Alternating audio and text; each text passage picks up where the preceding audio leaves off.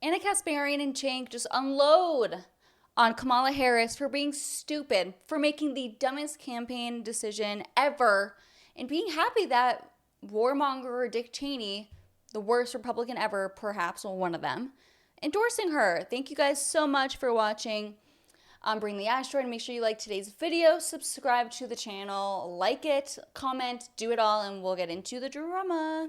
Dick Cheney have endorsed you. What do you think? I'm honored to have their endorsement, and I think that what they both, as leaders who are well respected, are making an important statement that it's okay, and if not important, to put country above party. In fact, Democratic presidential nominee Kamala Harris is so honored to be endorsed by Liz Cheney and her war criminal father Dick that she campaigned alongside them today in the great state of Wisconsin. Now, the campaign stop took place in Ripon, Wisconsin, which is apparently known as the birthplace of the Republican Party. Ripon is home to a tiny schoolhouse that actually hosted the first meetings that launched the Republican Party back in 1854. Now, Harris is expected to use the joint appearance to address the symbolism of the location, to appeal to independents and Republicans, and praise Cheney for her political courage in essentially standing up to Donald Trump, which ended up getting her ousted as a congresswoman. But it gets worse. The Harris campaign has been quietly courting well-known GOP backers, such as Cheney, looking to attract Republicans disillusioned with former President Donald Trump, especially after his efforts to reverse his 2020 re-election loss. And just as a reminder, there are plenty of Republicans, both neocons and former Trump administration officials, who have endorsed Kamala Harris. That includes Jeff Flake, Adam Kinzinger, former Lieutenant Governor Jeff Duncan, former Trump White House aide Cassidy Hutchinson. In fact, she's been making the rounds, doing interviews about it recently. Let's take a quick look at what she had to say. I didn't believe in every single one of his policies. I knew that he had a temper, but I believe that he was authentic in his care for the American people. The shift between believing that wholeheartedly and seeing how quickly he devolved into madness and complete chaos to assuage his injured pride, how willing he was to throw people under the bus and completely throw away any principles that he had in pursuit of power. That's not what leadership is. So I think looking at all of this, out of all the lessons that this has taught me, it's taught me that we are stronger when we are united, that we are stronger when we're not looking at our nation as an us versus them mindset, as Donald Trump likes to propagate. He does that because he thrives on fear, and he needs the fear and control in order to keep people in his realm and supporting him. But a divided nation cannot stand. I'm a fan of unity. There are limits to everything, though, and I'm not sure how comfortable I am uniting, Democrats uniting, with the likes of neocons like Liz Cheney and her aptly named father Dick. Look, I'm concerned about the influence this has on the Democratic Party.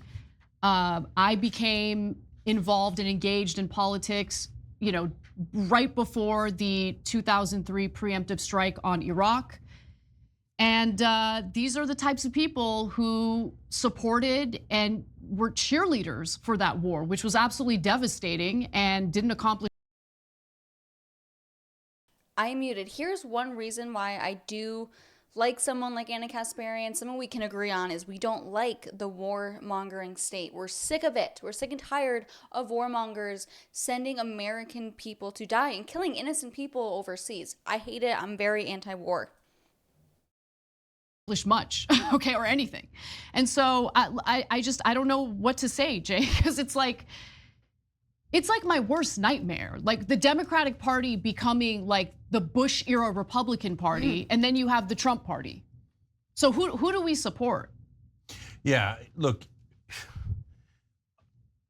I'm conflicted in this sense. I'm not conflicted in this election. That to me, it's obvious.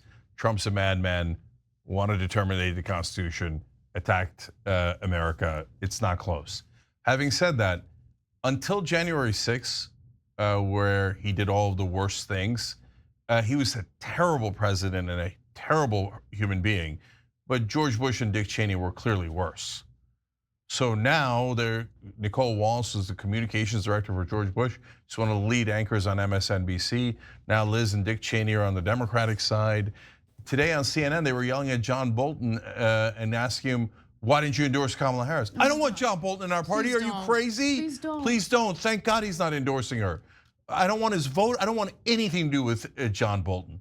So these neocons are the worst people on earth. Dick Cheney got hundreds of thousands of innocent people killed in Iraq, let alone our troops, let alone all of our money wasted. It's one of the most unpopular politicians of our lifetimes. So I feel like that Penzi employee in that video we showed you, where Kamala Harris was in the shop and they asked at the beginning of this segment, and she's like, I'm proud to have Dick Cheney's endorsement. And the employee's like, oh. It's like cringe. It's like, please, woman, please don't say that.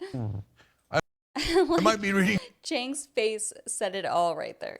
too much into her eye, her body language and her, but it looked like an eye roll, like she seemed uncomfortable.